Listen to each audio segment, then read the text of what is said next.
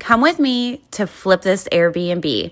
This was a 2-night stay over the weekend, and the checkout was at 10 a.m. this morning. No guests now until the following weekend. So these are going to be our new linens and the totes, all clean sheets, all clean towels. The bags are what we put our dirty linens in.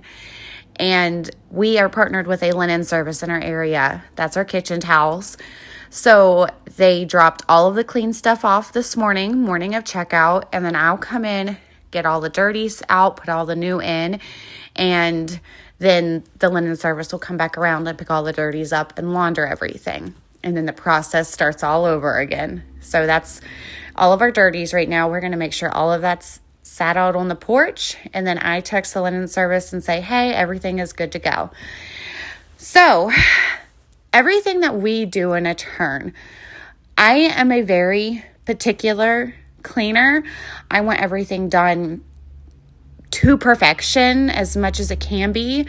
In our kitchens, we make sure that all of our appliances are done in and out, including ovens. I have stayed in so many Airbnbs where the inside of the oven is filthy, and a lot of cleaners consider that as a deep clean, surprising enough. So I make sure that ovens are included in our Airbnb flips. I want those to be cleaned every single turn. So literally kitchen is top to bottom. I make sure I check for no spills on the outside of the cabinets, checking inside of all of the cabinets. Everything is scrubbed top to bottom, the best that it can be. And then as for dusting, I notice a lot of people really half butt on dusting.